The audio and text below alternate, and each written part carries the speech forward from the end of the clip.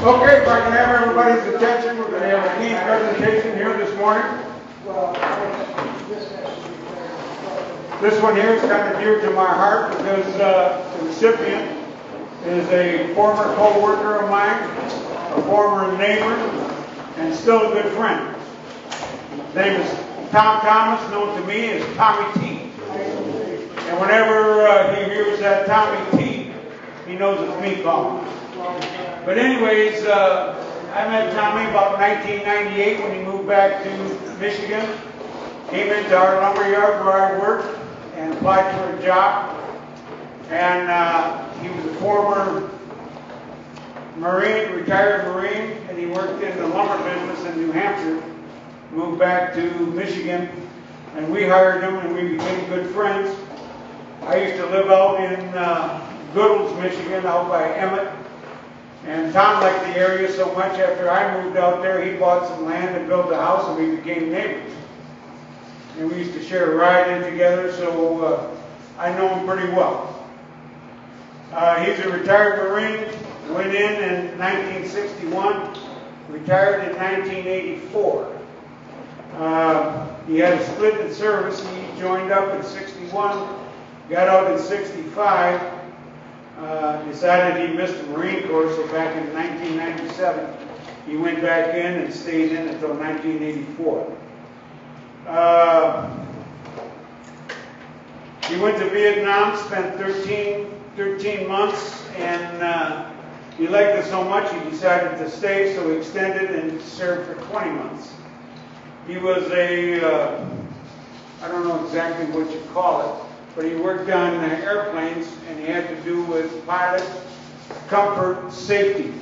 He worked on the ejection seats, he worked on the air conditioning, he worked on the heaters that were in there. Anything that had to do with pilot comfort, that was his job. He also was a recruiter here in the Detroit area for a couple of years, about 4.5 years. He worked in Detroit and worked in Royal Oak. He also worked at Fort Wayne as, I don't know, what was it, a Marine liaison? Marine liaison. Trying to talk all the young guys into becoming Marines. He obtained a lot of service medals.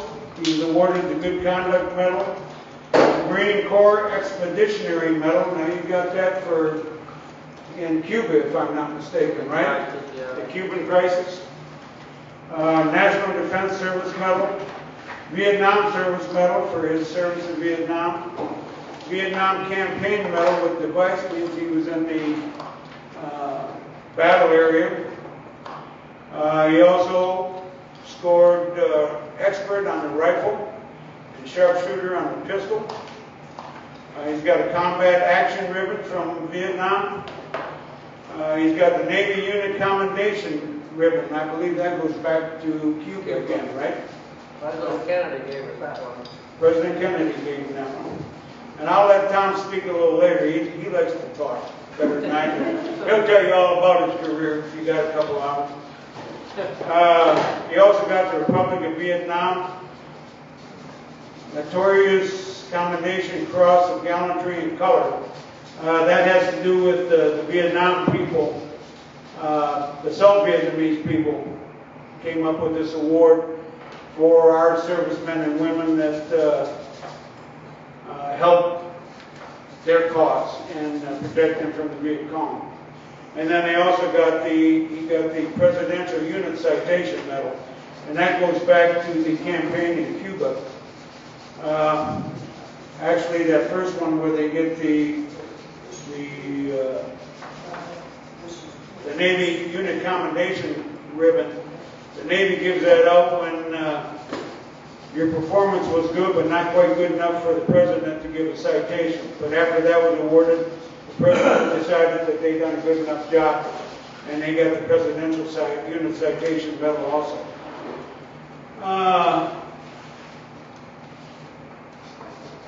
Tom hasn't seen this, but actually this came about by my grandson Tyler here. He said to me one day, about two months ago, he said, does Mr. Tom have a cane? Now when Tyler was a little boy, used to come out to the farm, and we used to drive down to Mr. Tom's place, because he had a big pond, and he always had a bunch of wildlife, ducks, geese, and everything else. And we always used to take the four-wheeler down there and go visit Mr. Tom. And I said, you know, that's a good question. I said, I don't know if you got one or not. I don't know why I didn't think of it. So I called Tommy one night, and we speak periodically still. And I asked him if he had a cane, and he said no. I said, well, Tyler and I would like to make you a cane. We feel you deserve it. So Tyler said to me, I want to make him a cane. I said, well, we'll make one together. He says, I don't know how to carve the eagle head. I said, I'll do the eagle head, you do the handle. So I'm sure Tom will let you take a look at the guys who haven't seen it. I did the eagle head, and Tyler designed and did the handle. It says Marine on one side, it says Tommy T on the other. You want to read that? We're gonna give Tyler a little education in public speaking. He's a little nervous. But I said, I won't make you speak, and now I put you on the spot. What is a veteran? A veteran, whether active, duty, retired, National Guard or Reserve, man or woman, is someone who, at some point in their life, wrote a blank check made payable to the United States of America for an amount up to and including my life. Very well done. Tommy, Gunnery Sergeant Tom Thomas, in recognition of your service to our country, we are honored to present to you this cane. You can stand proud amongst all other veterans who have answered their nation's call. And for that, I am deeply appreciative. When things tend to get a little wobbly, use this cane to lean on. Please, along with me, keep all veterans in your prayers, and may God bless you. Well done, Marine.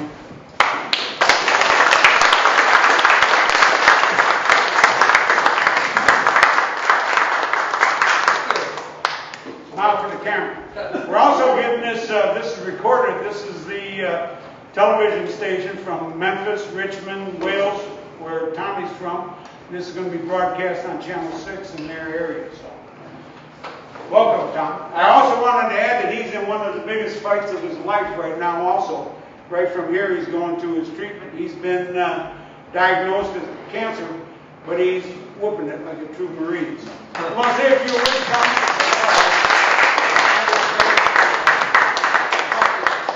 Probably get stage fright like Tyler, because I can sit down and talk to you and not won't bother me a bit. But when I stand up here and all these eyes looking at me, well, so far you're okay. When I was turn the other way. When I was in recruiter school, we all had to do public speaking. And I did a speech, the one that President Kennedy did when he said, ask not what you can do for your country, but what can your country do for you. And the other way I around. turned it the other way around, whatever I did.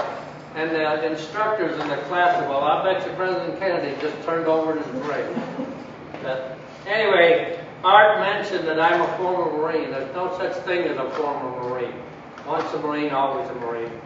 You never forget your first day in boot camp, and you never forget nothing you learned in the Marine Corps. I can remember all the bad things and all the good things.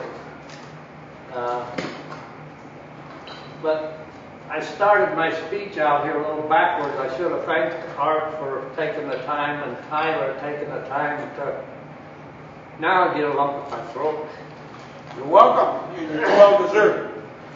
This cancer has affected my throat, because when they did the radiation, it drifted over into my throat. So at least now I can eat. There was a couple months back, I couldn't even hardly drink water, and I lost 40 pounds. But anyway, more about my Marine Corps career.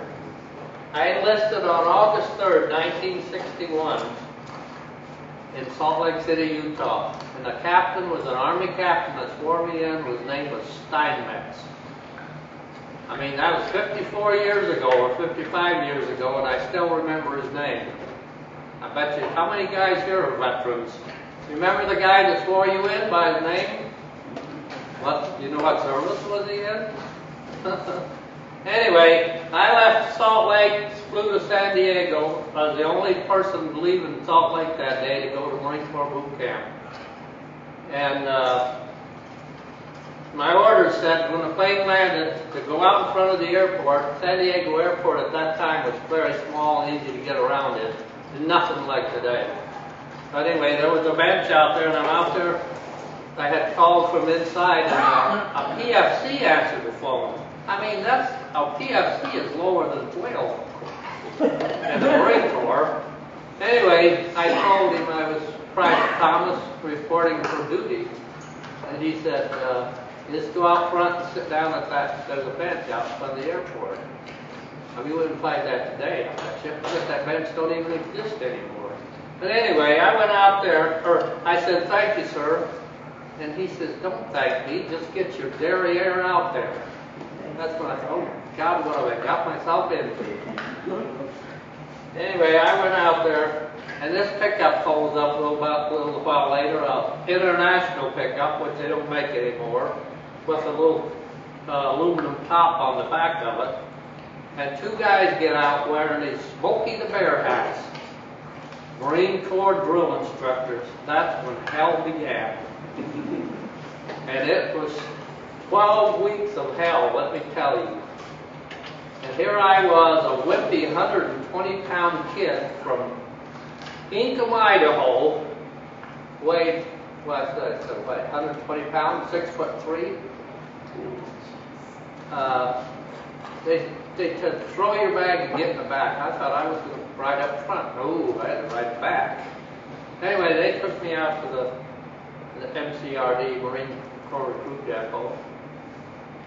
Started screaming at me to get out of that truck, and I moseyed on out and picked up my bag, and there was a whole bunch of other recruits standing there. The Marine Corps at receiving barracks has all these yellow footprints painted on the concrete or asphalt. That get your, I can't say bad word, but get your derriere over there and stand on some yellow footprints. So I did. And there was about 80 of us out there standing. All night long we stood there. And the drill instructor once in a while would come by and say, pick up your bag. So we'd all reach down and pick it up. He'd say, you're too slow, put it back down. Put it back. And this went on for 30 minutes. So we figured out we better pick up that bag really quick. Anyway, I could talk about boot camp forever, but I'll just kind of skim over that was a frightening time. Also, when I first went to the chow hall, I couldn't eat the food. I don't know why I couldn't eat it. I didn't eat for 3 weeks, I don't think. And finally, it kicked in, and my God, you couldn't give enough food to me. And because being so skinny, the drill instructors would load my plate up with, it was heaping. We had those metal trays. So there, towards the end, I could eat. They made sausage links on those big trays. They put it in the ovens. I could eat a whole tray of it. I could eat a dozen eggs. I could eat a pound of bacon. I could eat anything they put in front of me. I'd eat it. So, and then the rifle range came up in our, I think it was our 8th week or something like that. They rode us out to the rifle range in what we call cattle cars. Semi with a big long trailer. It looks like a big long horse trailer is what it is, and all these Marines get aboard it. Well, not Marines. We were slower than whale craft still. We went to the rifle range, and we were in Quonset huts out there, and that's when they gave us our rifles. And that's what you lived with that rifle. Well, you lived with it the day you went to boot camp. You could take it apart, dismantle it, blindfolded. And when we were down at San Diego, they'd make us take a rifle out there and bury it in sand, and then dump water over it to get it really good and dirty. And then they give you about 10 minutes to clean your rifle. Because trying to clean their rifle that's full of sand in 10 minutes, you know, you can't do it, and they're going to punish you anyway. But I mean, something, can you hold that a second? One time, I don't know what I did, but the M1 rifle weighed 9 pounds. And a drill instructor, I must have done something wrong. He told me to put my arms out like that. And he laid that rifle right across my tips of my fingers and told me not to drop it. After a while, I'm like this, shaking, and your body's going back further and further, and you better not drop it. You're just straining to keep that rifle from falling off the end of your fingers. I don't know how long I stood there, but I did not drop that rifle. Anyway, so then we go to the rifle range and we start shooting. There was, I think we had 80 men in our platoon. 79 fired or qualified. They had 190 to 209 was marksman, 210 to 220, I think, or 219 was sharpshooter, and 220 to 250 was expert. If you shot 250, that was excellent. My first time, I think I shot 210. I just barely made sharpshooter. But when one of the guys in our platoon, Private Benefit was his name, Benefit, and never forget him because of his name, and he wore like a 15 shoe. And when you first get to boot camp, they give you a yellow sweatshirt, your green fatigues, and your web belt. And your web belt, when they issue them, they're 49 inches long. So you see all these recruits with a yellow sweatshirt on, brand new fatigues, and a belt that goes clear around here is the tip end of it. And they would give me white tennis shoes. And there was a few guys that ran away from boot camp. I mean, they know where you came from when you're out there walking the streets of San Diego. But I thought about it myself, believe me. I just thought, what the heck have I got myself into?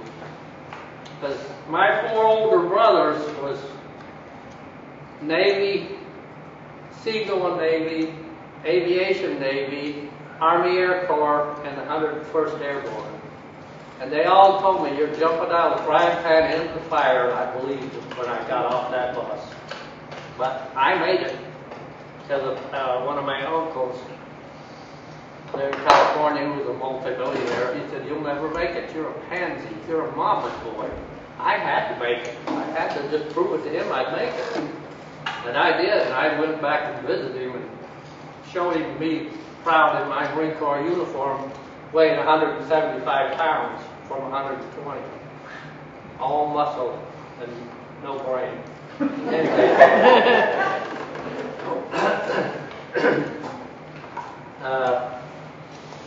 How about when you were in Cuba? Well, after boot camp, we went to an infantry training regiment for 4 more weeks. So it wasn't so bad, at least to our Marine then. They treated you halfway decent. But it was Camp Pendleton, which is nothing but up, and down. Try running up. There's just two hills there. One of them was Big Agony and Little Agony. And I couldn't figure out why they named them that. So I started running up and down them with a steel pot. Now the Marines today got those Kevlar helmets that weigh probably nothing. And your marching pack and an M1 rifle, boots, and all full uniform up and down this Big Agony at all hours of the day. So I graduated from there too in December of '61, December 20th. My mom and dad picked me up, and that's when I went straight to see my uncle. He lived in Baden, California. Anyway, after that I went on 20 days leave. I had orders to go to Memphis, Tennessee for aviation training. So after my 20 days, I took a Greyhound bus to Memphis, Tennessee, and reported in. And now, back in them days, you weren't allowed to have civilian clothes at all, period.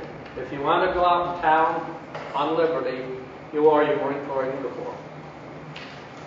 If you wanted to have civilian clothes, you'd get you a locker at the Greyhound bus depot and put some civilian clothes in it, so it weren't obvious that you were a Marine, but your haircut gave you away anyway. Anyway, so after Memphis, there was so many Marines at Memphis at the time, they couldn't fill us, put us in any classes because there was just too many of us. I think there was a build-up because of something went on in Berlin around that time frame. Is that when they put the Berlin Wall up or something around that time? I can't remember, but anyway. They sent us down to Jacksonville, Florida on a train. There was a whole trainload of Marines going to Jacksonville, Florida. But down there it was like on-the-job training. Just basic aviation stuff. Metalsmith, electronics, hydraulics, ejection seats, engines, everything. You had a little bit of everything. And from there, I got transferred to Cherry Point, North Carolina, which is a Marine Corps Air Station. That was in 62. I can't remember. It was like April of 62, somewhere around there. I got put in a squadron, a VMCK-2, Marine Corps Reconnaissance Squadron. Our F-8 planes carried cameras that we were spy planes. We could take pictures of different things, and they could fly across, like a plane flew across Cuba at Mach 1, taking pictures, and that's when our planes discovered those missile sites that the Russians were putting up. So, and then, when I first got there, they put me in the engine shop, and I said, I don't know, here it gets too dirty. Too much grease and oil messing with these dirty jet engines. So they needed people working in what we called back then safety and survival, working on the pilot's ejection seats, air conditioning, oxygen systems, the canopy system, rain removal. We didn't have windshield wipers. They just flip on a switch and engine air would come right out of the engine and blow off, like rain right off the windshield. Anyway, this is getting long-winded, and I'm only up to 60. Yeah, I thought you were good at public speaking here. Water. Anyway, I don't want to bore everybody with my exciting career, but... Well, it sounds like you had a good time. Well, we went to Cuba. When we got the call about the Cuban crisis, we had some planes in the hangar that needed repair. We worked 72 hours straight to get those planes ready to get in the air. And then an Air Force C-141 came in from, I can't remember, there was an Air Force base in North Carolina and loaded up all the Marines. There was the Marines from the 2nd Marine Division and us from the aviation, all combat ready, going to, well, we went to Key West and stayed there for a while. And from there we went on a big landing craft type boat. That's the type where the front drops down when it hits the beach.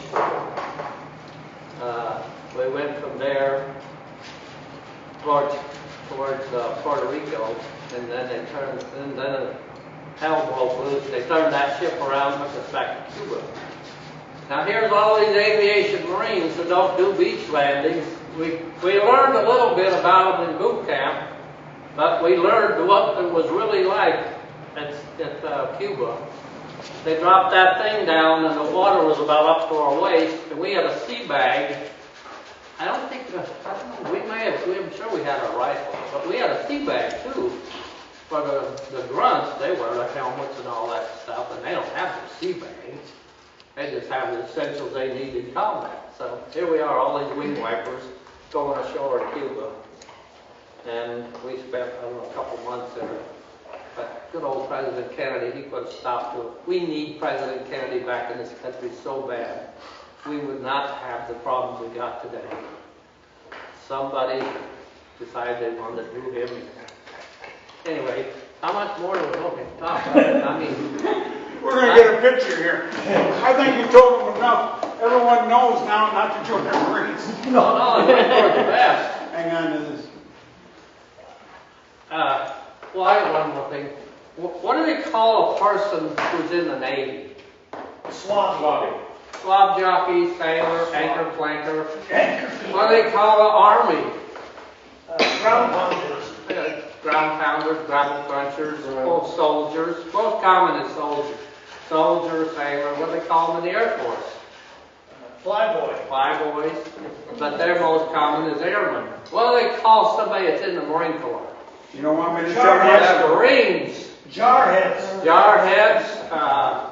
We were jarheads. We were leathernecks. Because way back when we were aboard the Navy ships back in the 1700s, we were leather collar. For sword fighting. Marines were saving people's lives. Army was killing off all the Indians. But they were all doing what the president told them. But anyway. Yeah, it's gonna fit you. Hang on. I'm not Hang sure. on. This is good. Okay, thanks, Tommy. Yeah, I